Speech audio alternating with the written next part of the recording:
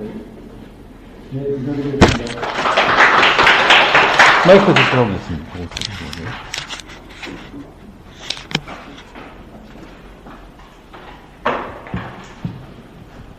네, 소개받은 양입니다. 오늘 날 좋은데 여기까지 오셔서 이 어려운 주제를 공부하시겠다고 모이셔서 상당히 반갑고요.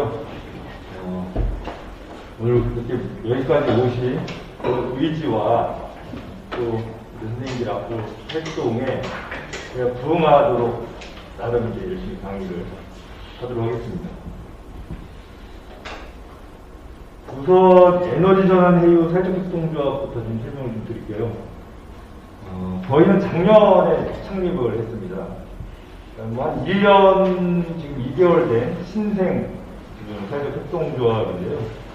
근데 저희가 이제 1년 정도 지났지만 아주 탄탄한 실력을 갖고 있다라고 자부합니다. 그러니까 저희가 이제 다른 협동조합과 다르게 이 지역에서 한 25년간 활동했던 녹색연합하고 그리고 중견 에너지기업 신성 ENS가 같이 창립을 했어요. 그래서 이제 환경단체의 노하우와 에너지 기업의 기술력 이게 결합된 협동조합이라고 보시면 됩니다. 그래서 저희는 이제 태양광 발전 같은 재생에너지를 우리 지역에 좀 제대로 보급하는 그 보급 사업들 그리고 에너지 전환을 위한 문화 교육 사업 저희가 지금 여기 공동체 지원센터하고도 이 교육 사업 초기에 기획할 때 도움을 드리고 방향 같은 것들을 이렇게 설명을 좀 드렸었는데요. 이런 이제 어떻게 보면 컨설팅이나 실제 저희가 교육 사업을 진행을 하기도 합니다. 대덕동 해덕동 같은 경우에는 해덕동 주민자치회로 그 의뢰를 받아서 사업 계약을 해서 총 10강의 마을 에너지 전환 교육을 저희가 얼마 전에 해서 교육을 마쳤고요. 우리 지역에 유명한 마당태 우금치라고 혹시 아세요? 네. 그 우금치하고 에너지 전환 마당국을 개발했어요. 이런 이제 에너지 전환 문제에 대해서 좀 쉽게 우리 지역민들에게 학생들에게 알리려면 좀 재미있게 좀 이렇게 내용을 알리면 좋겠다는 생각을 좀 했고요. 그래서 우금치하고 작년에 한 6개월에 걸쳐서 에너지 전환 마당국을 개발을 해서 공연까지 했는데 호응이 되게 좋았거든요. 근데 코로나 때문에 또 공연을 지금 이어서 좀 못하고 있어서 코로나가 좀 잠잠해지게 되면 우리 동구 지역에서도 이 에너지 전환 마당국을 좀 선보여서 지역민들이 좀 쉽고 감동적인 그런 이제 이야기를 통해서 이 기후 문제 또 에너지 전환 필요성을 좀 느낄 수 있도록 기회가 있으면 좋을 것 같습니다. 그리고 저희가 연구사업도 합니다. 지금 국가 에너지 계획이 2년 전에 수립됐어요. 이런 에너지 전환을 위해 큰 내용으로 해서. 그리고 이 국가 에너지 계획이 수립되고 나서 광역시들은 광역지자체들은 지역 에너지 계획을 법적으로 의무적으로 세우게 되어 있습니다. 이 기초지자체들은 의무 계획이 아니어서 자율적으로 어떻게 보면 그 구청장이라든지 자치단체가 의지가 있는 지역만 지역 에너지 계획을 세우고 있는데 우리 대전의 5개구 중에서는 대덕구만 현재 지역 에너지 계획을 용역을 맡겨서 수립을 하고 있습니다. 사실 이제 동구도 이제 그런 에너지 계획 수립을 해야겠죠.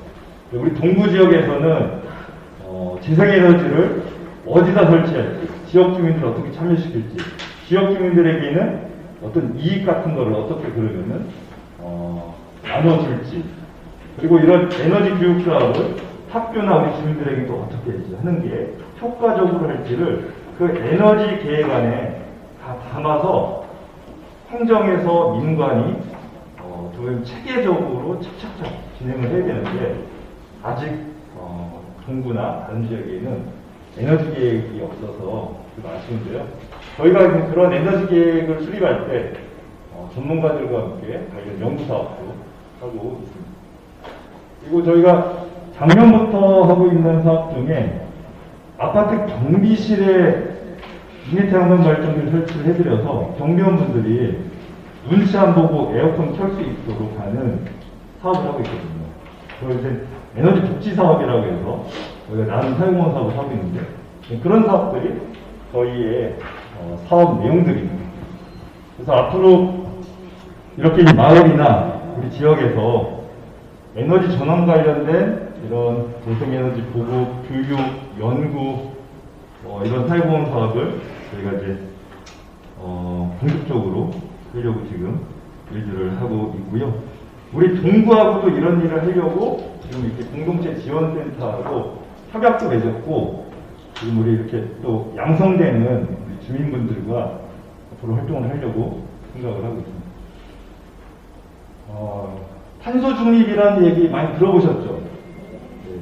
아마 전 강의까지 계속 그런 얘기 많이 들으셨을 것 같고요. 탄소 중립, 넷제로, 그리고 1.5도 뭐 이런 이야기 계속 반복적으로 아마 들으셨을 거고 아마 앞으로 계속 이 말들은 뭐 텔레비전 뭐 뉴스라든지 우리 학생들도 학교에서라든지 계속해서 듣게 될 말입니다. 그래서 지금은 생소하지만 금방 익숙해질 말이어서 어쨌든 탄소 중립은 계속해서 좀 이렇게 익숙해지도록 내용들을 익히고 또 어떻게 이제 탄소 중립을 할지 생각을 해보시면 좋을 것 같아요.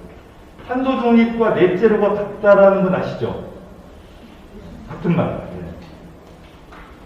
우리나라는 탄소 중립이라고 쓰고 있고 미국이나 유럽에서 넷제로라는 말을 쓰는데 같은 말이에요. 우리나라는 작년에 대통령이 10월 달에 탄소 중립 선언을 했기 때문에 우리나라는 작년 10월 이후 국가정책이나 또 지방정부에서 탄소 중립이라는 말을 쓰고 있습니다. 근데 이제 다른 나라에서는 넷제로라는 말을 쓰거든요. 넷제로의 넷, MET 제로거든요. MET가 순입니다. 순, 총 이런 말을 쓰는데 합계. 그리고 제로는 탄소 제로겠죠. 탄소. 지금 지구를 뜨겁게 하는 기후위기의 핵심 원인인 이산화탄소를 얘기할 건데요.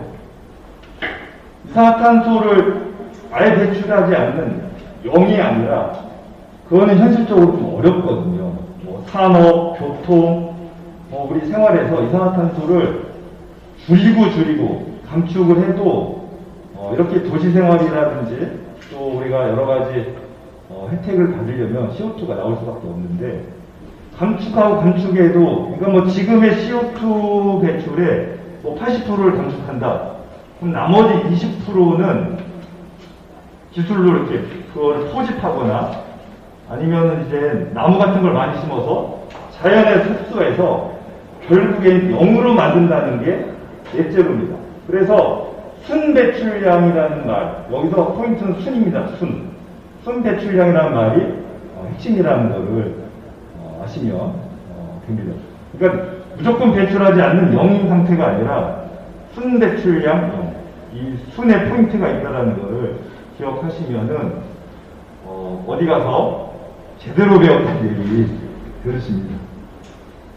차도 기아 중립에 놓으면 안 가지 않습니까?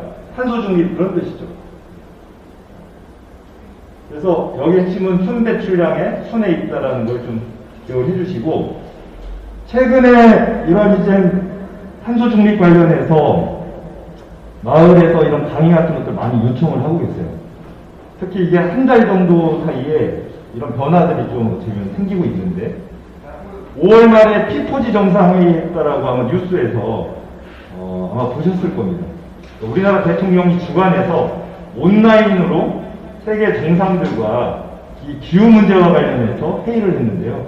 이 P4G 정상회의였는데 그 P4G 정상회의하고 탄소중립위원회를 대통령 직속으로 출범시켰어요. 그래서 우리나라의 탄소중립 2050년까지 탄소 순 배출을 제로 상태로 만들겠다라는 그런 이제 선언을 작년 한 대 이어서 그걸 관장하는 대통령 직속의 위원회를 5월 말에 출범시켰거든요. 그래서 뉴스에서 계속 나왔습니다. 탄소 중립이 뭔지, 그러면 2050년까지 탄소 중립을 하게 되면 우리나라의 산업은 또 어떻게 바뀌고 교통은 어떻게 바뀌고 그리고 농업이라든지 뭐 관련 여러 가지 산업이나 경제가 어떻게 바뀌는지 계속 뉴스에 나와서 지역민들이 그러면은 이제 여기 탄소 중립이 뭔지 앞으로 어떤 변화가 있을지 이걸 공부를 해야겠다. 그렇게 해서 최근 한 달 사이에 강의 요청 같은 것들이 많아졌고요. 그리고 마을 차원의 이런 탄소 중립 넷제로 학교 같은 거를 열고 싶다라고 문의가 막 오고 있습니다.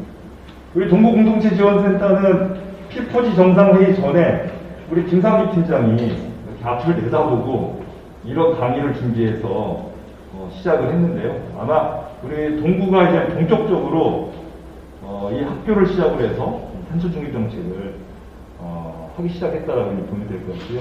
어쨌든 우리나라가 올해 2021년 탄소 중립 정책을 시작을 했기 때문에 저는 탄소 중립 원년이다. 올해 시작하는 해다라고 볼 수 있을 것 같고요. 이 탄소 중립은 2050년에 완성이 되는 거죠. 2050년에 탄소 배출, 순 배출을 0으로 이제 목표로 우리 사회가 이제 가고 있다라고 보시면 됩니다.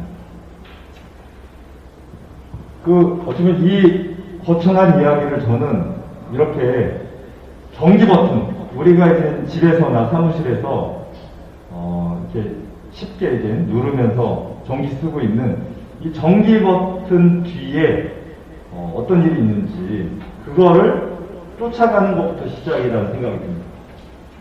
그러니까 CO2 매출의 한 80%가 에너지의 발전이나 에너지의 어떤 소비나 에너지와 관련이 높기 때문에 그렇습니다. 그래서 지금 정부 탄소중립위원회에서도 이 에너지 부분이 가장 큰 숙제거든요.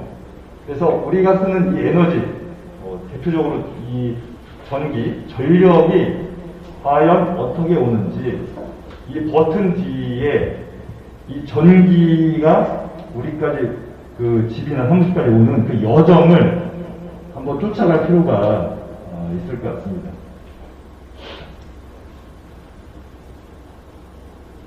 우선 그 전에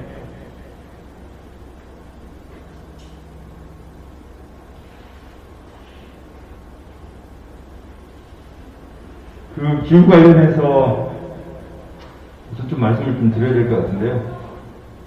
우리나라도 이제 기후 변화라는 말을 이제 쓰기 시작하지 않았습니다. 기후 위기라는 말을 이제 작년부터 정부에서나 언론에서 이제 쓰기 시작을 했는데, 그러니까 재작년 정도 그 전까지는 기후 변화라는 말을 주로 썼어요. 우리뿐만 아니라 유엔도 그렇고 다른 나라도 그렇고 우리나라에서도 기후 변화라는 말을 썼는데, 작년부터 이제 기후 위기라는 말로 용어 자체를 바꿔 쓰기 시작을 했습니다.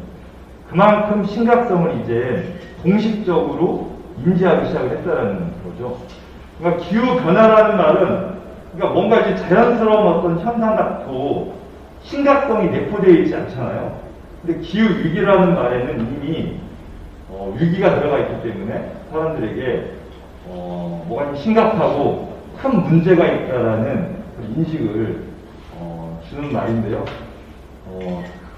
그 세계적으로 유명한 영국의 일간지 가디언에서도 기후변화 대신 오히려 여기는 더 구체적으로 기후 비상사태다, 그리고 기후 실패다, 아니면 기후 위기 이런 말로 기사 단어를 바꿔 쓰기 시작했어요. 그러니까 기후 변화라는 말이 지금의 기후 문제를 적절하게 표현하는 말이 아니라고 이제 생각을 한 거죠. 그 왼쪽에 이제 사진이 작년에 그 외신 그 보도를 통해서 공개된 사진인데요. 그린란드에 눈이 많은 북극 지역에 대썰매, 눈썰매 그 원래 사진인데, 눈이 녹아서 얼음이 녹아서 얼음 위에 수막, 물 층이 이제 형성이 돼서 눈썰매를 끌고 가야 되는 개들이 저렇게 이제 물썰매가 돼버린, 전부 충격을 받았어요. 저렇게 이제 북극 지역에 얼음들이 이제 급격하게 녹고 있다라는 그런 내용들에 대해서. 그리고 맨 오른쪽에 그 개구리처럼 생겼는데요.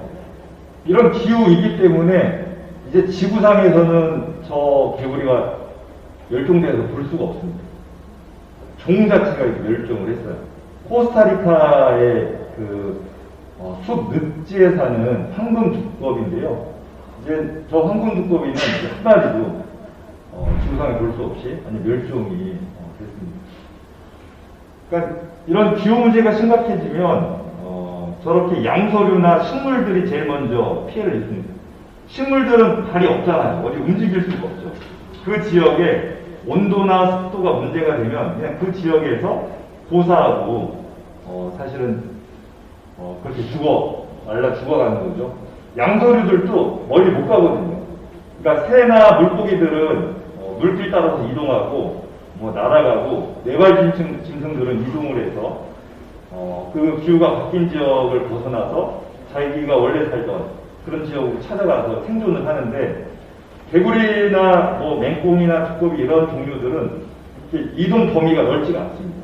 그 지역에 문제가 생기면은 그냥 그 지역에서 저렇게 멸종을 하게 되는데, 그래서 기후위기와 관련된 일종의 멸종 이 유기종이고요. 또 지표종이라고 이야기를 하는데, 올해 맹꽁이 벌써 울고 있는 거 아세요? 지금 5월달부터 맹꽁이가 울기 시작을 했어요. 원래 맹꽁이는 6월달에 우리 여름 장마철에 이제 처마 밑에, 시골의 처마 밑에 이런 데 이제 나타나서 울고 그랬는데, 한 달 지금 빨리 지금 맹꽁이가 나왔어요. 그러니까 맹꽁이는 5월달 벌써 여름 장마가 시작된 줄 알고 나온 거예요. 그리고 녹색연합에서 우리 대전 지역에 개구리들이 동면에서 깨는 거를 매년 겨울 조사하고 있는데, 보통 정치에 깨잖아요. 3월 초, 2월 말. 근데 1월 말부터 개구리들이 깨어나서 얼어 죽기도 하고, 그러니까 개구리들은 1월 달에 벌써 봄이 온 줄 안 거죠. 그래서 따뜻하게 나왔는데 갑자기 좀 추워지니까 얼어 죽기도 하고 그렇습니다.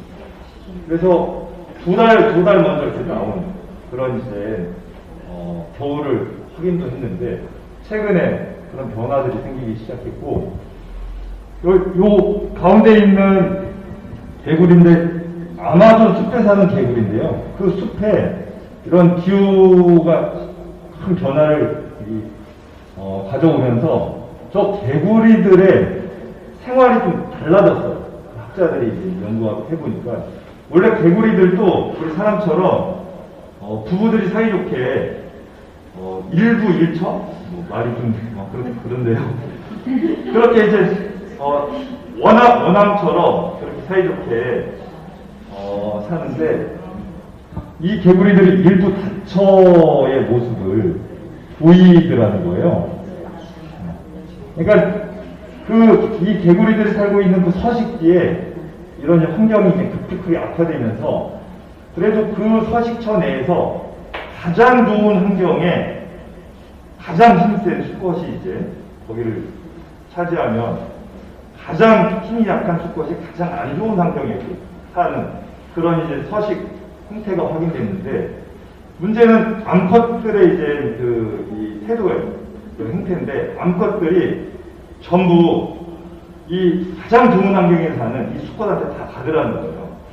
그리고 가장 안 좋은 환경에 있는 수컷한테는 한 마리도 안 가거든요.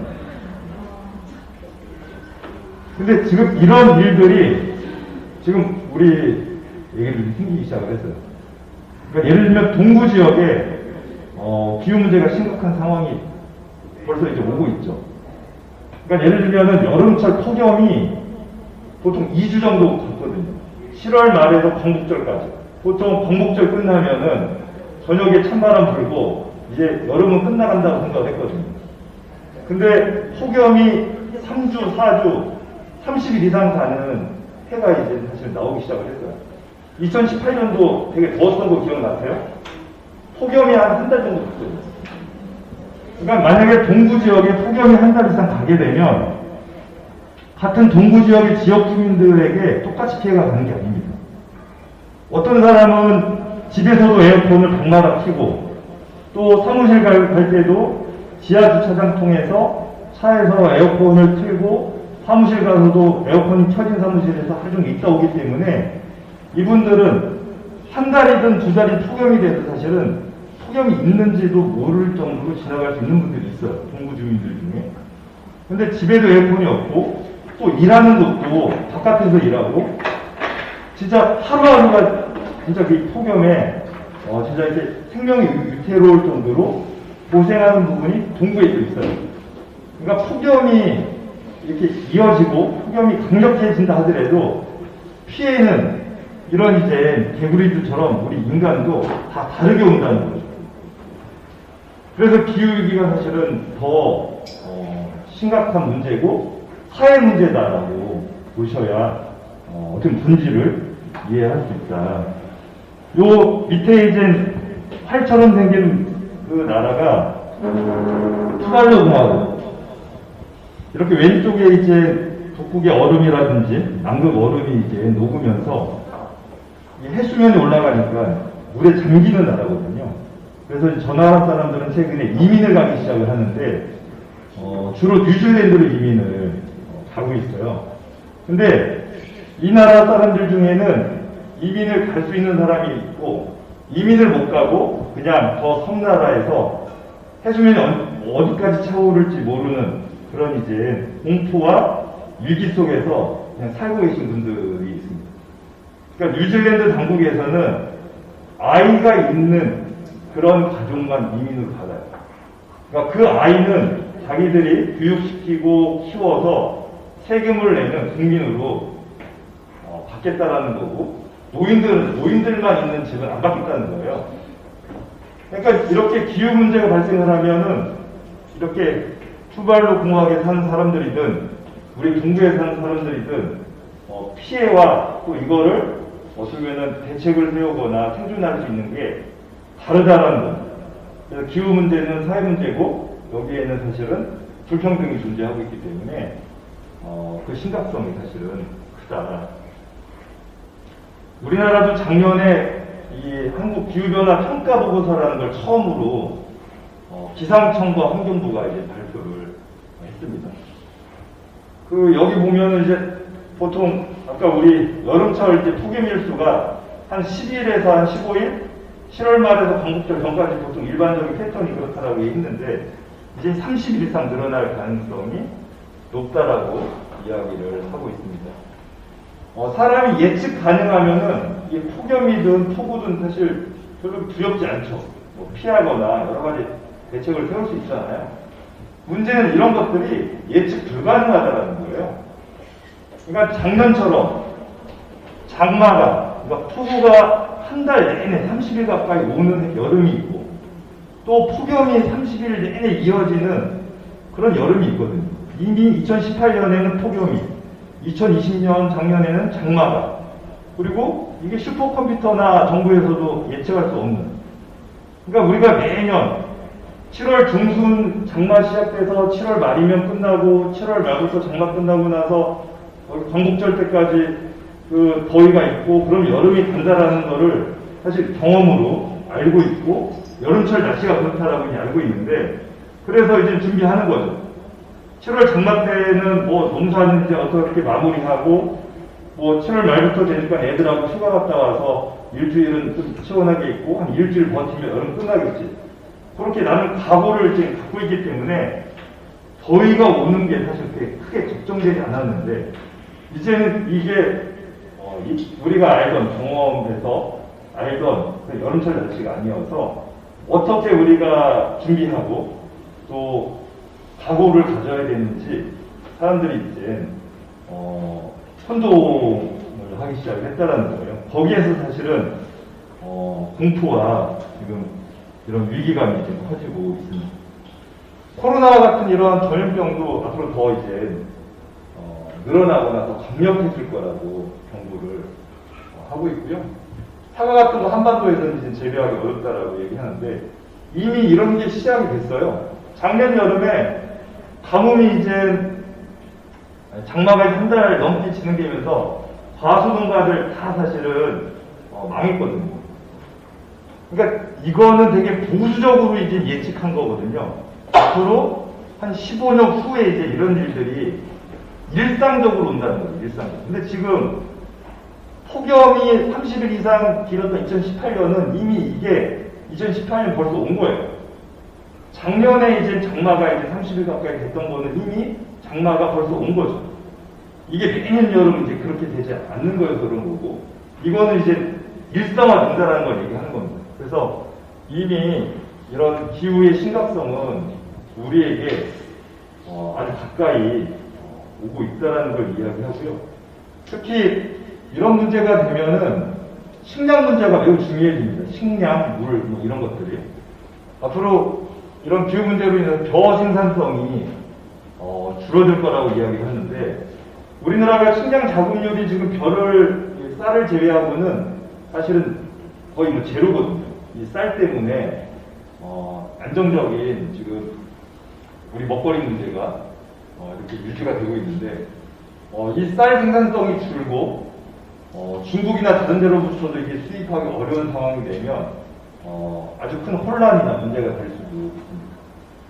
그러니까 우리는 사실 이런 일들이 익숙치 않은데, 일본 사람들은 화산, 지진, 뭐 태풍 이런 것들 워낙 많이 겪잖아요. 그래서 그런 게 있을 때마다 사재기를 하거든요.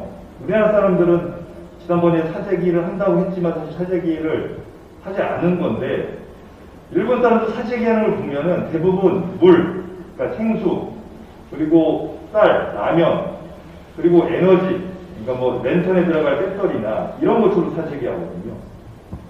그래서 앞으로 물, 에너지, 식량 이런 것들은 매우 중요해지고 있어서 우리 동부 지역에서도 도시 농업이라든지, 특히 뭐 여기도 대청동이라든지 이런 데가 있는데, 상수원 보호구역에서의 우리 어떤 그 물 공급이라든지 관리 이런 것들이 그런 기후 시대는 매우 중요해질 거라고 보고 있습니다.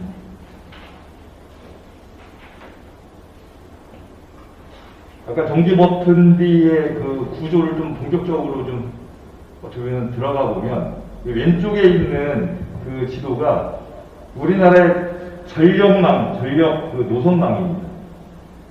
우리나라 도로 체계하고 좀 비슷해요. 전부 다 전력이 서울로 향하는 걸 볼 수 있습니다. 우리나라 도로가 전부 다 서울로 향하잖아요. 서울과 경기도. 이 전력도 똑같습니다. 근데 조금 다른 거는, 전력을 생산하는 곳은 충남 서해안과 그리고 경남 지역의 그 해안가에. 충남 서해안에는 뭐가 있을까요? 네, 저기 뒤에 잘하시네요. 화력발전소들이 50% 이상 우리 충남 바닷가에 몰려 있습니다. 그리고 경상남도 저쪽 해안가에는 뭐가 있을까요? 주로 핵발전소들이 있습니다. 그래서 원자력발전소와 화력발전소에서 생산된 전력들이 서울로, 그리고 경남 지역의 대규모 공단 지역으로 가는 게 이제 그 일반적인 여기 우리 전력 공급 체계라고 보시면 돼요. 근데 이것도 도로하고 또 똑같습니다. 지금 보라색으로 진한 우리 당진에서 안성까지 가는 그 구간처럼 보라색 진한 구간이 고속도로 765kV가 있는 초초고압 송전솔로 지나가요.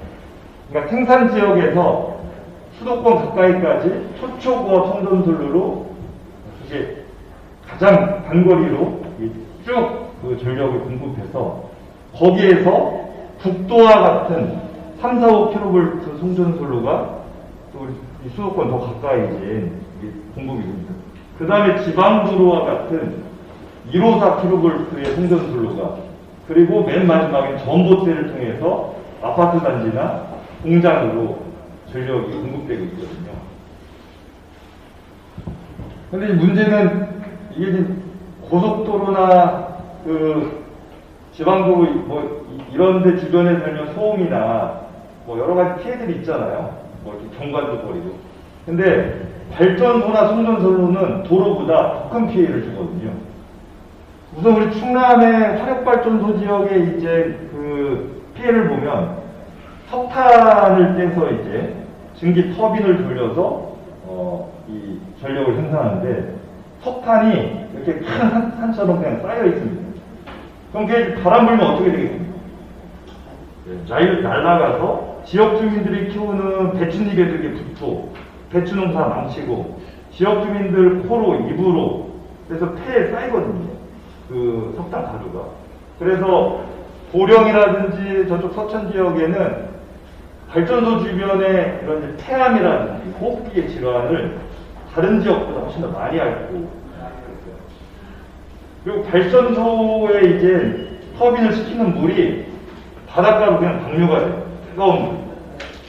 저 안면도 일대는 우리나라뿐만 아니고 중국 그리고 일본 사람들 어민들이 이 동북아의 어장이라고 하는 곳이거든요. 거기서 이제 일종의 알을 낳고 그 알들이 커서 이제 일본으로도 가고 중국으로도 가고 하는데 그런 지역에 이제 저 뜨거운 물이 방류되니까 어떻게 보면 이제 물고기들의 산란처가 동북아의 큰 산란처가 어떻게 보면 망가지는 거예요.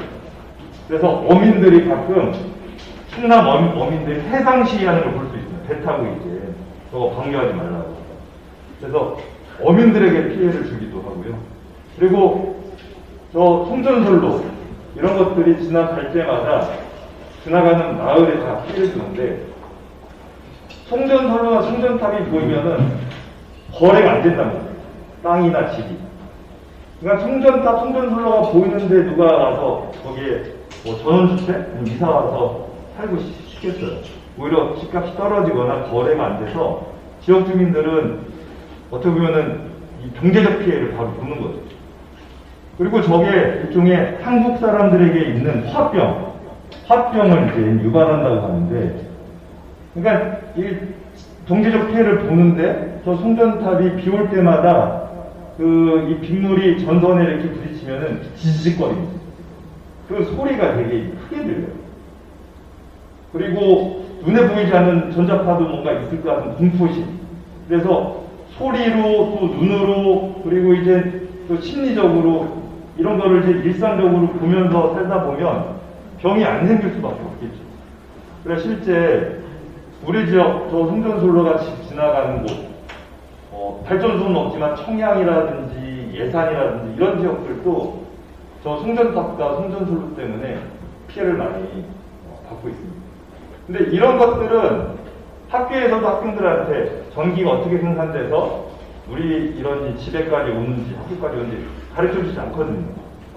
그리고 뉴스에도 이런 게 안 나옵니다. 한전과 이 발전 회사들이 이 방송국이나 언론사에 엄청난 광고주들이거든요. 그래서 이제 그런 광고의 힘으로 이런 지역 주민들 피해나 이런 것들이 뉴스에 안 나오는데 이런 거를 처음 알린 사람들이 있어요. 동남 밀양의 그 노인분들, 할머니, 할아버지들이 목숨을 걸고 저 송전탑 건설, 송전솔로 건설을 반대 운동을 했거든요. 그래서 막 전국의 그 뭐 환경단체나 또 뭐 여러 종교계나 이런 데 가서 같이 지역 주민들의 저런 어떻게 보면 이제 활동을 같이 동참해서 같이 연대도 하고 했었는데 저런 정도 지역 주민들이 목숨 걸고 투쟁을 해야 그나마 뉴스에 나오는데 이렇게 이제 발전소, 송전솔로 건설 이런 것들이 그동안 한 번도 우리 국민들에게는 잘 알려지지 않았다. 이런 것들이 가능한 게 전원개발특별법이라고 하는 법 때문에 그렇거든요. 이게 특별법이라는 건 기존 법보다 이렇게 위에 있잖아요. 그러니까 이제 발전소를 짓고 송전솔로를 건설해서 전력을 뭐 수도권이 이렇게 공급할 때는 이 특별법에 의해서 이걸 하기 때문에 지역 주민들에게 뭐 보상을 하거나 소통을 하거나 이러지 않고 일방적으로 추진할 수 있는 또 법적 근거가 이렇게 있습니다. 사실 일종의 악법 중에 좀 악법인데요. 그런 것들에 의해서 지역 주민들의 피해가 우리가 어떻게 보면은 모르는 채 이렇게 계속해서 발생을 하고 있고 지금도 그런 피해가 있다라는 거를 우리가 전기를 쓰는 시민으로서 좀 알 필요가 있을 것 같습니다. 그래서 우리나라는 이렇게 이제 화력발전소와 원자력발전 중심으로 정부가 공급을 해왔어요. 그러니까 전력 공급을 특히 중앙의 기재부나 산자부 이런 데서 우리나라는 앞으로 5년 후면은 전력이 이만큼 필요할 거야. 그러면 화력발전소 하나 더 짓고 원자력 발전소 하나 더 짓고 또 이걸 공급하려면 송전선로가 하나 더 필요하겠다라고 해서 중앙정부가 예측하고 결정하고 이런 생산시설이나 노선망을 구축을 그동안 일방적으로 해왔습니다. 근데 앞으로 우리나라의 어떤 그 에너지는 원자력 발전소나 화력 발전소에 대형 발전소를 공급하지 않고 지역에서 재생에너지를 이렇게 확대해서 지역에 필요한 전력을 지역에서 공급하겠다라는 에너지 전환 정책을 2년 전에 국가 에너지 계획을 세우면서 어쩌면 방향을 바꿨어요.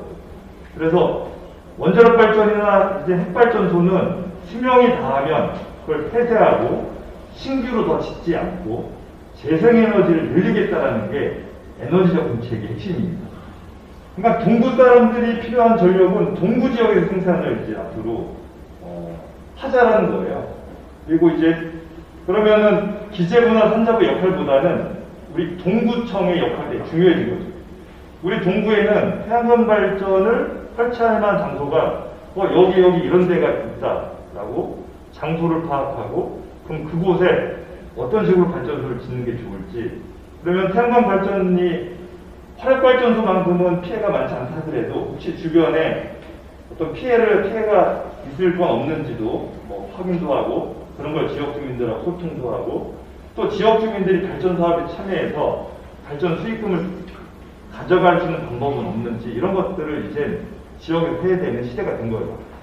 그래서 더 이상 중앙정부 중심 그리고 원자력 발전소, 화력발전소처럼 대규모 발전소 중심의 에너지 정책에서 이제 지역 중심, 재생에너지 중심으로 국가 에너지 계획이 바뀌었다. 2년 전에 바뀌었어요. 그리고 대전시도 국가 에너지 계획에 맞춰서 대전시 에너지 계획을 세웠습니다. 그리고 지금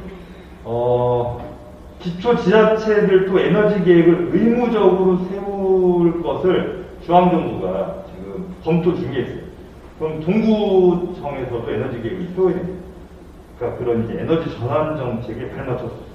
그래서 이제는 에너지 정책이 바뀌었다라는 거를 우리 지역 주민들께서도 알고 앞으로 그런 부분들이 이제 바뀐 지 얼마 안 됐기 때문에 더 강화되고 우리 지역 주민들이 참여할 기회도 더 많아진다는 것을 꼭 기억해 주시면 좋을 것 같고요. 우리나라가 최근에 코로나 방역 같은 거 잘해서 G7에도 이렇게 초대가 되고 우리나라 국격이 올라갔다라고 이제 언론 보도도 있고 한데요. 이 에너지 부분, 이 CO2 부분 관련해서는 OECD 국가 중에 최하위권입니다. 이 기후 관련된 부분에서는 최하위권. 이 부분을 빨리 우리가 이제 끌어올려야 진짜 선진국이라는 이야기를 들을 수가 있어요. 여기 보시면 앞서도 얘기했지만 석탄 화력 발전과 원자력 발전 비중이 OECD 평균보다 훨씬 높고요. 그리고 재생에너지 부분을 보면은 OECD 평균이 25% 정도 되는데 우리는 지금 4% 정도 되는 것으로 나와 있는데 최근에 조금 늘어나서 한 6, 7%까지 늘어났다고 해요. 그래도 차이가 좀 많이 있는 걸 볼 수가 있죠. 그리고 우리 대전은 우리나라에서도 또 최하위권이에요. 대전. 여기 2018년도 태양광 그 설치 비중을 보시게 되면 대전, 그리고 저기 인천 이런 데가 광역 지자체 중에 최하위권 꼴찌에 있다는 걸 볼 수 있는데요. 이 광역시들이 좀 불리하긴 합니다. 충남도와 같은 이런 지역 그 지자체들보다는 충남이나 강원도나 전라도나 이런 데는 해안가가 있어서 풍력 발전을 할 수가 있잖아요.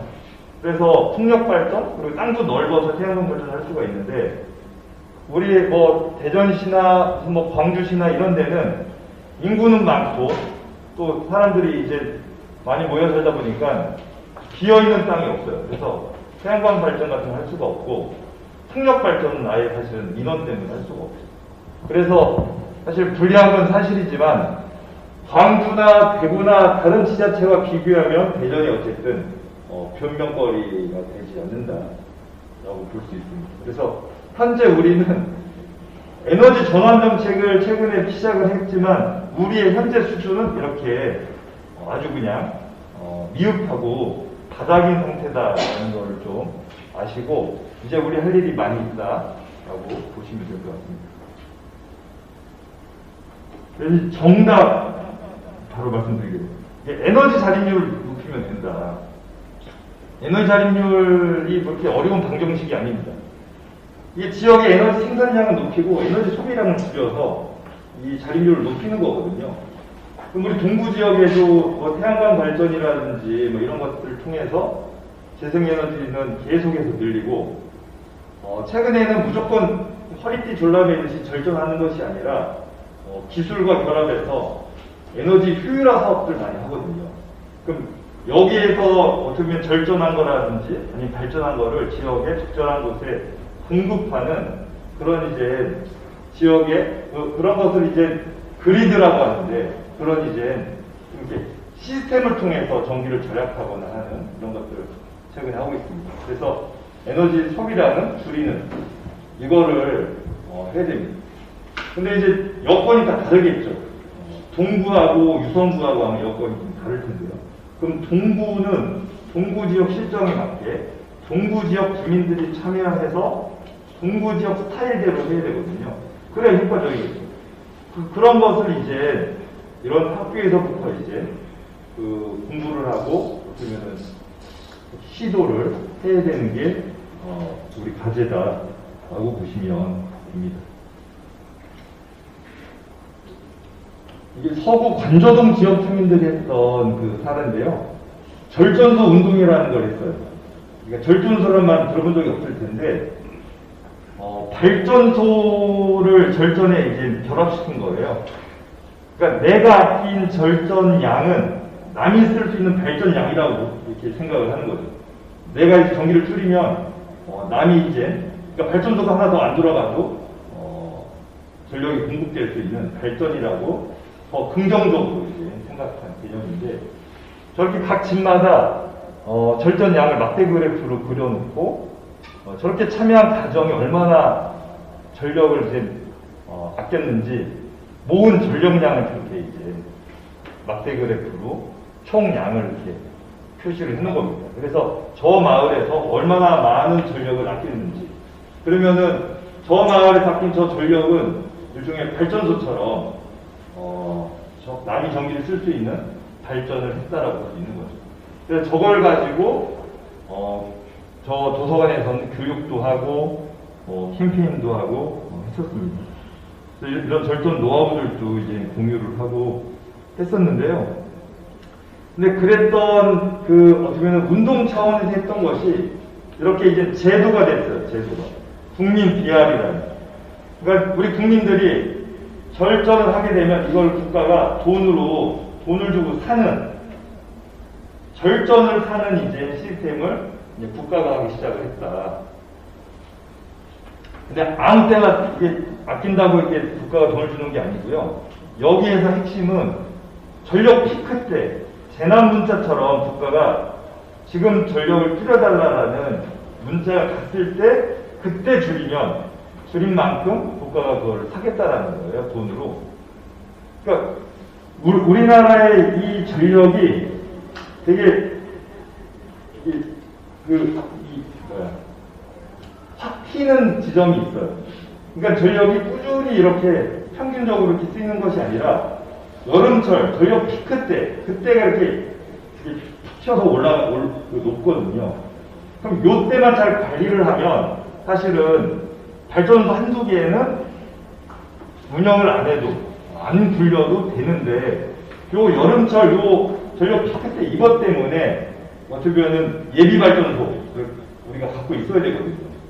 그래서 국가에서는 그 전력 피크 때 관리를 하겠다라는 거예요. 이렇게 국민들이 아끼도록 해서 그걸 그동안 그냥 캠페인으로만 했더니 이게 실적이 없고 성과가 없다라고 생각을 한 거죠. 그래서 이거를 하겠다라는 거예요.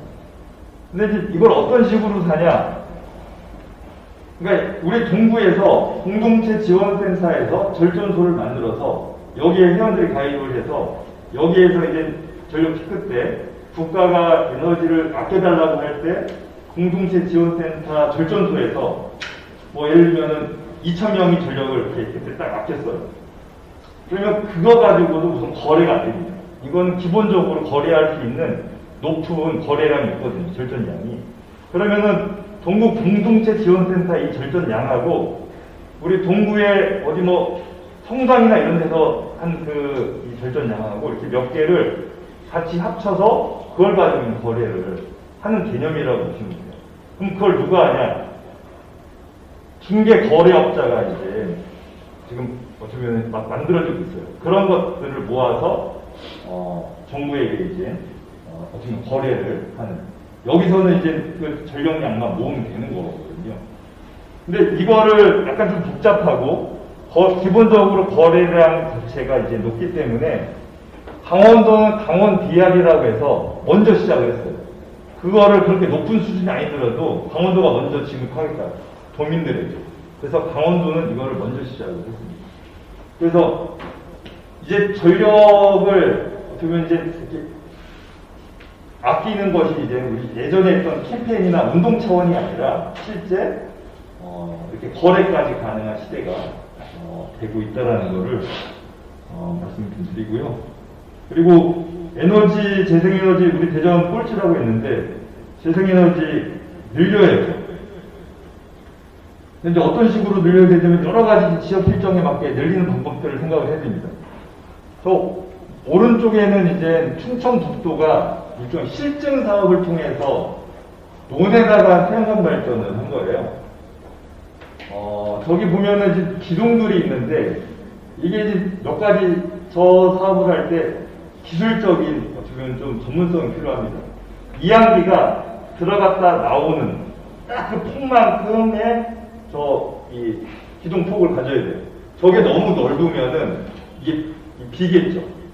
그리고 또 너무 좁아서 한 번 갔다가 이게 또 못 들어오면 안 되기 때문에 저 공격폭을 최대한 모를 많이 심을 수 있게끔 저 폭, 그리고 햇빛과 바람이 잘 들어갈 수 있게끔 저 태양광 패널의 경사 각도 이런 것들을 다 기술적으로 검증을 해서 농사도 짓고 햇빛 발전도 했더니 저 햇빛 발전소가 없을 때 그 전과 비교해서 90% 넘게 수확을 했다라고 해요. 근데 더 놀라운 거는 농사 수입보다 햇빛 발전 수익이 10배 정도 낮다라고 합니다. 근데 현재는 이거를 우리 농지법상 할 수가 없어요. 여기가 이제 절대농지, 농업진흥지역인데요. 절대농지에는 이런 걸 할 수가 없어요. 충청북도에서는 앞으로 절대농지에서도 이런 태양광 발전이 있을 수 있다. 법이 바뀌거나 이거를 미리 연구를 한 겁니다. 그래서 어떤 식으로 설치해야 농사도 잘 되고 농지 훼손도 없고 오염도 안 되고 또 태양광 발전은 제일 효율성 있게 할 건지를 기술적으로 해본 거예요. 그래서 실증 사업으로 충청북도가 예산을 내서 청주 외곽에 농업진흥지역에 저걸 했는데 그런 효과가 있는 거예요. 그러면 농민들한테도 더 이득이고 우리나라 식량 문제가 앞으로 커질 수도 있는데 식량 조달에도 문제가 안 되고 그리고 햇빛 발전도 할 수가 있고 우리나라는 이게 이제 70%가 산이잖아요. 우리 그 한반도의 지형 특성상. 그래서 산 같은 곳에다가 태양광 발전을 할 수도 없고 그래서 산사태도 나고 경관도 훼손하고 그리고 나머지는 이런 평야지대가 사실 대부분인데 이렇게 이제 절대 농지에는 또 할 수가 없고 그러니까 연구를 해야겠죠. 그러면 농지도 훼손하지 않고 태양광 발전할 수 있는 방법, 기술은 또 어떻게 우리가 할 수 있을지 그래서 이제 이런 사업들도 지금 하고 있는 거고요. 여기 이제 생유 막걸리 이게 이제 대덕구에 있는 막걸리예요. 우리 동구는 중양 막걸리인가요? 태천 막걸리인가요? 네. 저기 뭐야 양월동에도 양조장이 하나 있었던 걸로 알고 있는데요. 여기 대덕구에 있는 삼막 막걸리, 그게 이제 신탄진 주조라는 회사를 이제 더 크게 해서 최근에 생유 막걸리로 이게 나오고 있는데, 여기에서 아이백 캠페인에 1호 지금 협약 기업으로 참여를 했어요.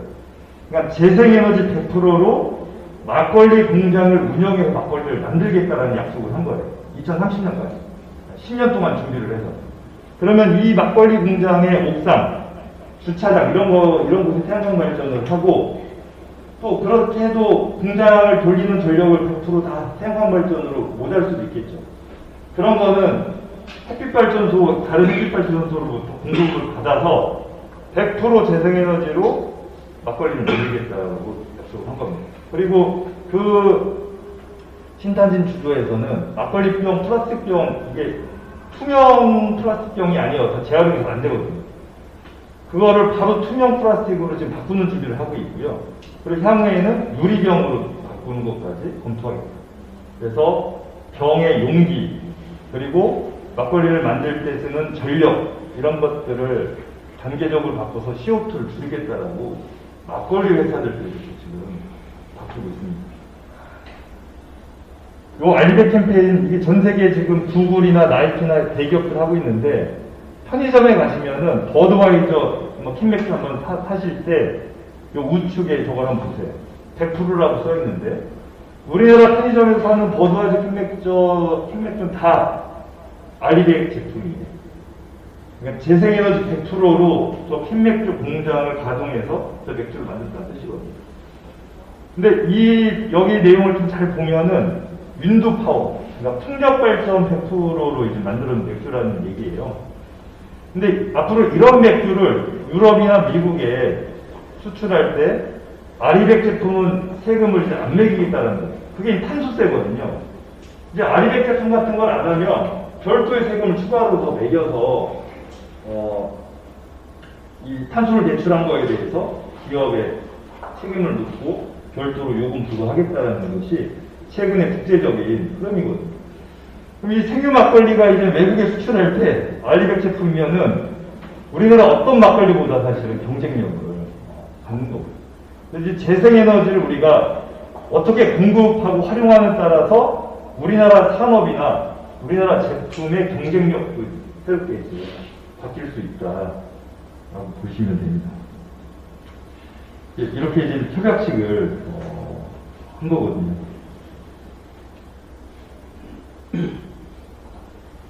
그리고 저희가 아까 이제 동비실에 태양광 발전기 설치해드린다고 얘기했었는데, 요 얘기만 하고 저는 마무리를 해야 될 것 같습니다. 동비실에 그 에어컨들이 한 70% 정도 설치가 되어 있어요. 2018년도 한참 더울 때, 그때 이제 이 아파트의 경비실의 경비원분들이 진짜 이렇게 찜통 같은 경비실에 고생한다라는 거를 아시게 됐고, 2018년, 2019년 한 2년간 집중적으로 설치가 돼서 소형 에어컨이 전부 다 이제 경비실에 설치가 되어 있어요. 근데 자세히 좀 들여다보니까 에어컨을 거의 안 켜요. 에어컨이 대부분 다 있는데. 그러니까 이제 에어컨을 켜는 게 눈치가 보이는 거예요. 입주민들에게. 그래서 저희가 이제 또 경비실 옥상에 미니 태양광 발전기를 설치를 무상으로 해드려서 경비원분들이 여름철에 눈치 안 보고 에어컨 켤 수 있게끔 한 건데요. 소형 에어컨이어서 저 미니 태양광기 하나면은 한 40% 정도 에어컨 킬 때 전력을 주면 공급할 수 있습니다. 2장 정도 이제 하게 되면 한 80% 정도 지원을 하는데, 당연히 에어컨을 안 켜게 되면 아파트 공동 전력으로 이 태양광 발전이 세이브가 되는 거죠. 그러면은 에어컨 안 켜는 봄, 가을, 겨울에는 우리 공동 전력이 세이브돼서 아파트 어떻게 보면 이제 측에는 피해주는 게 아무것도 없고 오히려 더 도움이 되는 그런 방식인 건데요. 이걸 해드렸더니 경비원분들이 어쨌든 마음의 부담을 좀 덜었다고 에어컨을 좀 켜시고 되게 좋아하세요. 그리고 이렇게 미니 태양광 설치할 때 저렇게 설치 공사 같은 거 막 하고 그러면 나와서 보시기도 하잖아요. 지역 주민들이 아시게 된 거예요. 여름철 폭염일 때는 경비실 안이 45도까지 넘어가는 진짜 여기가 찜통 같은 곳이라는 것도 알게 됐고, 에어컨을 못 킨다는 것도 알게 됐고, 그래서 이런 거 설치하는 거 아주 잘한다는 것을 이분들이 또 이렇게 이제 이해하고 또 공감을 해주셨는데, 저희가 이걸 할 때 그 호응이 너무 좋아서 네이버에다가 이렇게 모금만 개설했더니 4일 만에 1,000만 원이 모금이 돼서 이걸로 단열 필름도 발라드렸거든요. 그러니까 에어컨이 설치가 됐어도 또 문제가, 아파트는 잘 있지만 경비실은 허름하게 됐어요. 그러니까 단열이라든지 샤시라든지 이런 것들이 사실 안 좋아요. 그래서 겨울철에는 난방기 틀면 그 무릎만 따뜻하고, 여름철에도 전체가 시원하지 않거든요. 그래서 특히 유리가 얇고 그래서 저희가 유리를 단열 필름을 발라드리면은 1, 2도 정도의 오히려 냉방 효과가 더 나는데, 그걸 했는데 이분들이 너무 좋아하세요. 그 전에 유리가 이렇게 투명 유리일 때는 약간 좀 빨가벗겨진 느낌이었는데, 지역 주민들이 지나가면서 이렇게 들여다보고 항상 방심받는다라고 생각을 해서 압박감이 컸는데, 저 단열 필름에는 약간 검정색이 들어가거든요. 선글라스처럼.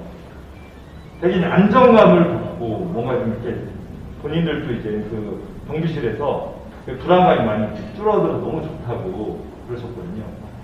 그러니까 이게 앞으로 우리 지역에서 에너지를 생산해서 지역 주민들에게 에너지를 공급할 때 생길 수 있는 일종의 미담입니다. 예전에는 중앙정부가 에너지 계획 세우고 중앙정부가 발전소 여기다 줘, 그리고 이렇게 공급할 거야. 사실 지역민들은 에너지 계획을 세울 수도 없었고 에너지를 생각해 볼 필요가 없었어요. 근데 이제는 우리가 여기다 태양광 발전소를 이렇게 올리고 여기다 설치해서 이런 곳에 공급을 해서 이렇게 뭔가 좋은 일을 해보자라고 이제는 할 수가 있게 생긴 거예요. 이게 아주 작은 사례지만 에너지를 생산하고 에너지를 공급하는 것을 이제 지역 주민이나 지역사회가 직접 할 수 있게 됐어요. 그리고 그거를 저런 아이디백이라든지 이런 지역의 어떤 경제에도 도움될 수 있고, 일종의 이건 에너지 복지라고 할 수 있는데 에너지 복지도 개발할 수도 있고, 학교 같은 곳에 이제 이런 것들을 하게 되면 아이들에게 에너지 교육을 할 수도 있겠죠.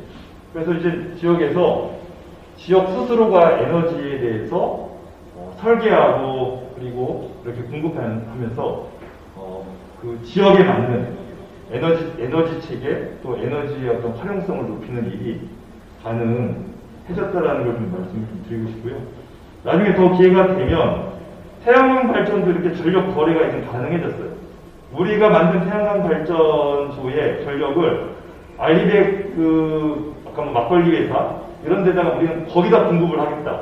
이제 그런 것들이 이런 전력 거래 플랫폼 통해서 가능해지고 있습니다. 그래서 지역에서 생산된 전력을 지역에서 스스로 이제 공급할 곳을 찾고 보낼 수 있는, 그래서 그것이 지역 경제나 지역 사회에 도움되는 방향으로 앞으로 바뀌고 있고, 이런 것들이 아마 본격적으로 시장도 커지고 제도도 이제 잘 준비가 돼서 우리 지역 주민들도 좀 쉽게 참여할 수 있는 길이 생길 것 같습니다.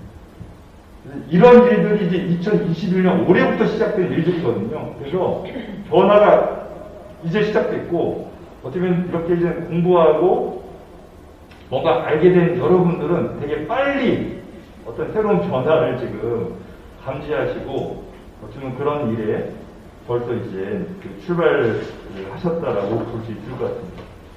네, 우선 여기까지 저는 말씀드리고, 혹시 뭐 질문이나 또 다른 게 있으면 말씀드리도록 하겠습니다. 네, 지금까지 강의해주신 강사님께 박수 부탁드리겠습니다. 혹시 질문이 있으실까요? 예. 강사님 어제 그 뉴스 보니까 논산에서 갑자기 바람이 이렇게 불면서 비닐하우스가 날아가면서 전봇대까지 부러졌거든요. 그러면 그거는 위기인가요? 아니면? 네. 되게 궁금하더라. 아니 갑자기 그 전봇대가 부러질 정도 바람이면 엄청난 센 건데. 그러니까 우리가 흔하게 봤던 그런 회오리나 이런 게 아니잖아요. 그리고 또 되게 강력한 회오리이기 때문에 충분히 우리가 좀 주변은 무섭다라고 느낄 수 있는 이런 일들이어서 그러니까 사실은 이 기후라는 것이 안정적인 패턴이 있는 거거든요. 우리나라는 사계절 그리고 아까 뭐 장마와 어떤 그 폭염 이런 것들이 오는 시기와 그런 이제 기간들이 있었던 건데 이제 그런 것들이 깨지고 있고 우리나라는 도우기 어려웠던 토네이도와 같은 그런 회오리들이 생기고 있다라는 것은 사실은 기후 위기에 어떻게 보면은 뭐 변화 중에 하나일 수 있다. 우리나라에 없던 그 패턴이 이제 생기는 거니까요.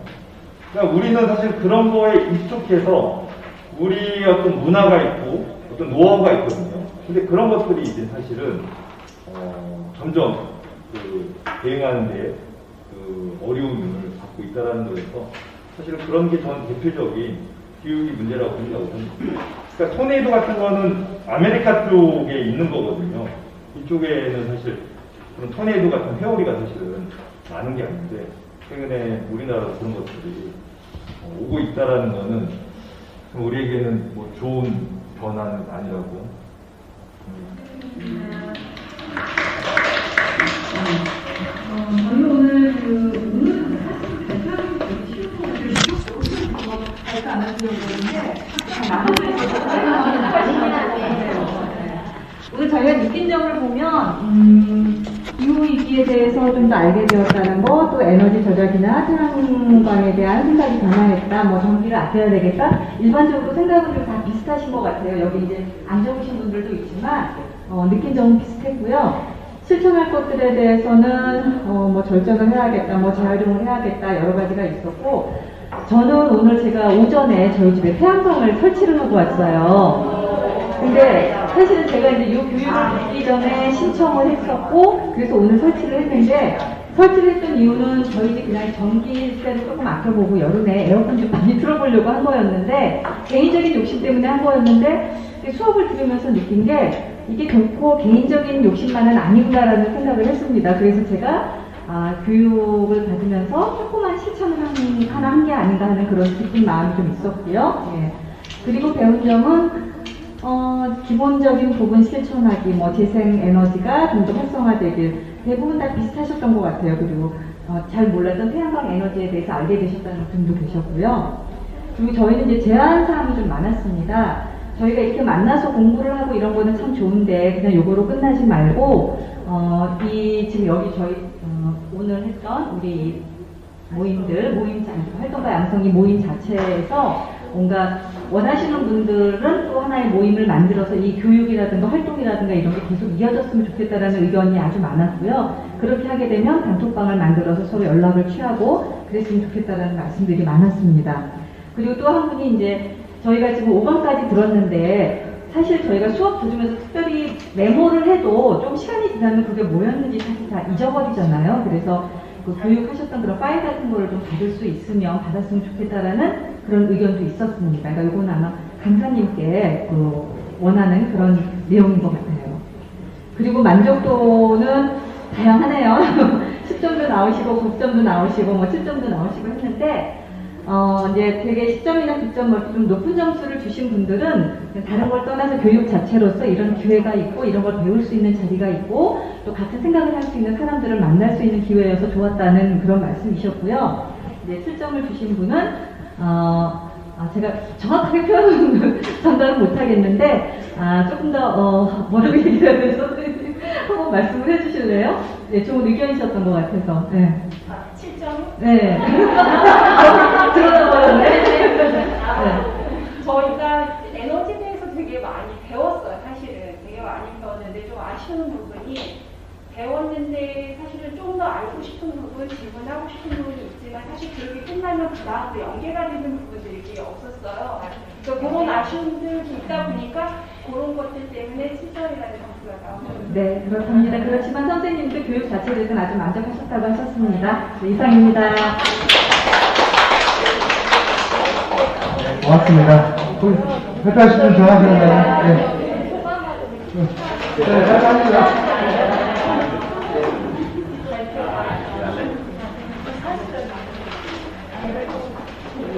사절로 갈게요. 안녕하세요. 벌써 5강으로 오늘 얼굴 못 보잖아요? 예? 다시 봐야 돼요? 네, 카톡방 연결해주세요. 잘하시길 받으시잖아요. 네, 저희는, 이것을 하면서 이게 에너지 정책이 무엇인지 처음엔 아무것도 모르고 왔다가 이렇게 하신 분도 계시지만은 저희는 처음에, 팀장님하고 저는 좀 사업을 좀 사실 미리 했었습니다. 플라스틱 사업을 미리 4월달부터 시작을 하고 있는 거라 꼭 들어야 되겠다 해가지고 온 사람이거든요. 근데 이것을 하면서 여러 가지로 여러분들의 의견들이 저희한테 아이디어가 참 많이 도움이 됐어요. 그래서 오늘은 저희 팀에서는 거의 뭐 9점 아니면 10점인데 이 사람만 10 플러스 1을 줬어요. 10 플러스 1이 뭐냐면은 전부 다인데 내가 짊어지고 가야 될 짐이다. 그래서 혼자 여러 가지를 해야 될 부분이 있어가지고 10 플러스 1을 줬거든요. 근데 요거는 9점을 주셨는데 4강을 다 들으신 분이에요. 근데 이분은 욕심이 너무 많으시더라고요. 근데 사람이 살다 욕심이 많으면 안 돼. 그래서 좀 모자란 부분도 있어야 되는데 완벽하게 원해서 그런 거고, 여기 10점 주신 분은 지금 현재 느끼고 계신 그 문제점이 원룸촌 이런 데 계시다 보니까 거기에 대해서 불만이 참 많으시더라고요.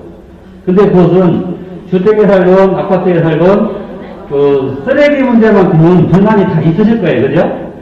분리수거 하는데도 문제도 있고 음식물 쓰레기 버리는 것도 문제도 있고 네가 해, 신랑이 너 네가 해 이렇게 서로 그런 불만이 있으시는 건데 그 정도는 아주 교육을 잘 받으신 것 같아요. 그리고 이게 지금 우리가 교육을 받기는 받았는데 최고 문제가 뭐냐면은 과연 내일부터 집에 돌아가서 내가 여기서 들은 거 한 가지라도 내 몸 스스로 움직여서 실천할 수 있는가? 이것이 교육의 목표잖아요. 그죠? 근데 과연 여기 있는 분들은 다 실천해라 믿는데 저는 좀 의심스러운 사람이 하나 있어요. 우리 저 여사님은 동네 사람들 다 잘못한다고 얘기를 하는데 나는 도대체 무엇을 했는가라는 말을 못하더라고. 그죠? 내가 무엇을 했는가? 내가 쓰레기를 버릴 때, 페트병을 버릴 때 과연 물을 다 버린 다음에 뚜껑을 따서 찌그린 다음에 이렇게 버렸는가? 아니면 플라스틱을 하더라도 꼭 버려야 될 것은 정확히 이거 재질을 알 수 있는가? 이런 거에 대해서는 오늘 강의가 마지막이니까 한 가지씩은 꼭 알고 가셨으면 좋겠습니다. 감사합니다. 예, 고맙습니다. 예, 마지막으로 발표해 주실 거네요. 네.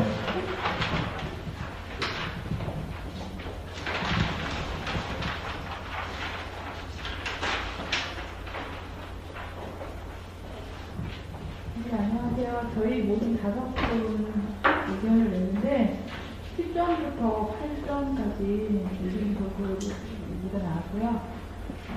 느낀 점을 보면 일단 교육을 들으면서 집에서도 실천을 할 수 있겠구나라는 그런 자신감을 가져서 좋았다 하시는 분이 계셨고요. 또 이렇게 비슷한 교육을 들으면서 그동안 생활했던 나 자신을 돌아볼 수 있는 기회가 되었다. 그런 얘기가 있었고요. 또 오늘 그 에너지 전환에 대한 이야기를 듣게 되어서 좋았다. 이분도 똑같이 이제 본인도 실천을 할 수 있을 것 같다는 자신감을 가졌다. 이렇게 이제 의견이 좀 나왔고요. 좀 아쉬운 점으로는 이제 구체적인 활동 방안을 더 많이 소개를 해드렸으면 그러면서 좀 아쉽다라는 의견이 있었고, 또 지역 내에 있는 탄소 중립에 관한 실천 모임들이 있다는 걸 알게 되어서 도움이 됐다는 얘기가 나왔어요. 이제 대부분 그동안 내가 실천했던 상황에 대해서 얘기를 해보면 일단 어떤 분이 이제 집에 사용하지 않았던 전등불을 끄게 되니까 전기세가 확 줄었다 그러면서 이제 이야기를 해주셨고요. 또 그다음에 또 제가 실천했던 것 중에 일회용품을 최소 줄이려고 노력을 했다. 현재 여기 강의를 이제 준비하신 강북공동체지원센터에서도 그러니까 일회용품 줄이려고 노력하신 게 보이더라고요. 그래서 이 점은 이제 분리수거를 충실히 예전보다 더 충실히 하게 되고 전기도 절약을 하려고 노력했다고 하신 분이 있고, 또 이제 대중교통 많이 이용했다 하시는 분도 계시고, 이제 수면 패스트병 요즘에 분리수거 하고 있잖아요. 그거 이제 참여했다 하는 분이 많고, 특이하게 한 분이 이제 몇 달 동안 채식을 지금 하신 분이 계시대요. 다들 비결을 알려달라 그러니까 그 영국 다큐가 있대요. 희망과 영광의 땅이라는 다큐가 있는데, 이 다큐를 보고 나서 채식을 하게 됐다고. 기회가 되신 분들은 꼭 한 번씩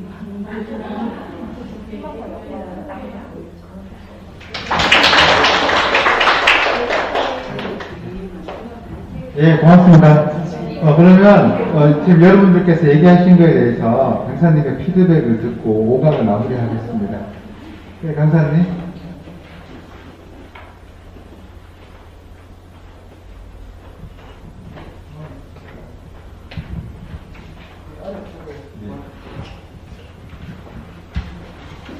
그 아까 저희 이제 5강 전체 아마 그 점수였던 것 같은데요. 7점 그리고 이제 10점 그리고 10점 1점 감동적이었어요. 그러니까 이제 결국에는 네 문제 나의 숙제 받았다고 하셨는데 되게 감동적이었는데요. 제가 지금 대학원 다니는데 대학원에서 이런 점수 못 받았는데 우선 높은 점수 주셔가지고 저희 5강 강사들 중에 4분이 저희 이제 협동조합의 조합원들인데 수완 점수 줘서 감사드리고요. 제가 우리 김상기 팀장님 그리고 우리 센터장님도 뒤에 계신데 처음에 이런 기획할 때 지역 주민들에게 이런 기회 주면 좋겠다라고 했던 애초에 기획 어떤 의도나 목적이 거의 100% 이상 달성된 것 같아요. 사실 이게 집에서 또 사무실에서 우선 작은 것부터 하나 이제 시작해봐야겠다라는 게 사실은 이번 교육의 목적이었는데 다 그런 부분들을 생각하시고 또 이미 또 시작하신 분들도 계셔서 교육이 어떻게 보면 좀 짧았지만 되게 이제 잘 진행됐다라는 그런 이제 생각을 좀 하게 됐고요. 특히 후속 활동 같은 거 좀 이렇게 하고 싶다라는 분들이 계셔서 진짜 교육 잘 됐구나. 이렇게 이제 이 교육으로 끝나는 것이 아니라 앞으로 이제 아마 각자 이제 개인적인 생각이나 여러 가지 있을 텐데 좀 그런 것들 매우 중요하다고 생각이 들고요. 아까 제가 강의 때 이제 마무리 얘기를 못 했는데 저는 이런 생각과 체험이 매우 중요하다고 생각해요. 그래서 여기 참여하시는 분들이 자기의 에너지 전환 이야기를 이제 만들어 가셔야 된다고 생각을 하거든요. 저희가 이렇게 이제 수료하셨던 분들 중에 2년 전에 이런 학교 수료하신 분들이 지금 두세 분 강사로 활동을 하고 있어요. 근데 그분 강의가 이번에는 우리 여기 동부에는 그분이 강의를 하지 못했는데 그분 강의가 한 10명 이렇게 우리 10명 정도 하면은 제일 높아요.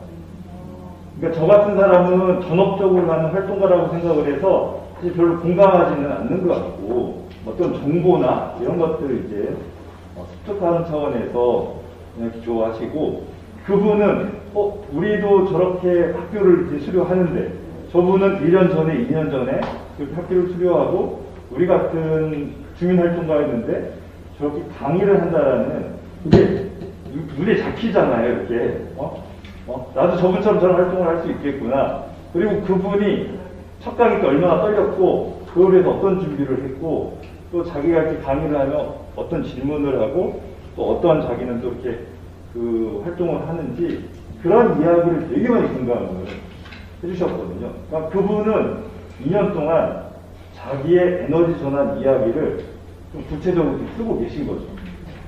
저는 아까 채식도 하시고 대중교통에 대한 어떤 고민이나 어떤 절전에 대한 고민, 벌써 태양광 발전기를 신청해서 이제 했다는 이야기들 이미 자기의 이제 에너지 전환 이야기를 이미 이제 쓰고 계신 거거든요. 그러니까 어떤 강의를 할 때는 남의 이야기는 그 강의거리가 아니거든요. 자기 경험, 자기 이야기가 남한테 강의할 수 있는 자기의 강의거리인데 이미 저는 그걸 시작을 하셨고 오히려 너무 이렇게 자기가 이렇게 잘하는 것보다는 실패다, 실수, 해프닝 이런 게 사실 남들은 더 공감을 해요. 거기에 이제 사실 호응하고 또 그런 거에 솔직한 그런 이야기에 사실은 다른 사람한테도 기회를 주고 용기를 줄 수 있거든요. 그래서 아까 제가 이제 마지막에 PT를 했던 부분이 우리 주민들의 이런 에너지 전환에 대한 체험을 공유하는 게 전 매우 중요하다. 저는 그게 핵심이라고 생각을 해요. 사실은 우리가 자동차를 살 때, 비싼 자동차를 살 때 상당히 신중하게 차를 사잖아요. 근데 영업사원의 말을 듣고 사는 사람은 거의 없을 거예요. 그렇다고 국가의 자동차 정책을 듣고 이 자동차 사지도 않고 대부분은 내가 살려고 한 차를 타고 있는 지인의 경험담을 사실은 많이 의존하거든요. 그 지인이 예를 들면 이 연비라든지 승차가라든지 보장이 얼마나 닿는지 중고차 시장에서 어떻게 팔았는지 이런 것들이 사실은 차를 살 때 중요한 어떻게 보면은 판단 근거예요. 그러니까 아까 태양광 발전을 벌써 신청하신 분은 신청할 때 여러 가지 이거 사기인가? 여러 가지 이런 생각도 있었을 거고 행정에도 알아보고 아니 계산기를 두들겨서 그 발전 어떻게 보면 효과가 어떤 전력이 어느 정도 세이브되는 이런 것들을 해보셨을 텐데 그런 과정을 다음에 다른 분이 신청할 때 사실 도움을 줄 수 있거든요. 그런 거는 상당히 결정적이에요. 아까 채식 관련 노하우도 채식을 먼저 해본 사람이 오히려 너무 잘하는 사람의 노하우보다는 이제 막 시작한 사람의 노하우가 또 이제 시작하려고 하는 사람한테는 아주 좋은 사실은 정보거든요. 그래서 여기 계신 분들의 어떻게 보면 이런 학교를 통해서 지금 갖고 있는 그 생각, 이제 막 시작한 그런 어떤 그 활동에 대한 그 체험담을 남한테 이야기를 하면 저는 그게 강의라고 생각을 하고요. 그리고 그렇게 해서 우리 지역 주민들이 일종의 이거를 에너지 전환 수용성이라고 하는데 우리 지역 주민들이 이런 걸 받아들일 수 있는 준비가 될 수 있도록 하는 거는 입소문뿐이 없습니다. 입소문. 영어가 천만 영화 우리 어쩌면은 이 대박이 나려면은 마케팅도 잘해야 되지만 가장 중요한 게 뭐예요? 입소문이거든요. 입소문. 그러니까 에너지 전환이 이렇게 성공적으로 되려면은 먼저 경험한 분들이 그 경험한 내용 그게 완벽하지 않더라도 그런 거를 자꾸 다른 주민들에게 알려주시고 공유해 주셔서 남들도 이렇게 시작해 볼 수 있게 해주시면은 저는 그게 이제 지금 우리가 배웠던 기후 문제 또 대안 대책 거기서 저는 나온다고 생각이 되는데요. 여러분들께서는 이미 그 시작을 벌써 하셨어요. 5강인데도 불구하고. 그리고 우리가 김상기 팀장님이나 우리 센터에서 일반적으로 강의만 하는 것이 아니라 강의를 듣는 분들끼리 서로 이렇게 이야기도 하고 소통할 수 있게끔 프로그램을 짠 게 전 너무 프로그램을 잘 진행했다라고 생각이 듭니다. 이제 시작이시고요. 좀 더 이거를 너무 진지하지 않게 재밌게 시작을 좀 하시면 좋겠어요. 이런 일들이 훌륭한 일이 되면은 안 합니다. 그냥 멋진 일 정도가 돼야 돼요. 훌륭한 일은 어떤 사람이 있어요, 따로. 그런 걸 하는 사람들이. 그러니까 멋진 일 정도. 멋진 일은 따라하고 싶잖아요. 여러분들이 하시는 일은 저는 멋진 일이라고 생각하고요. 멋지게 활동하시면 좋겠습니다.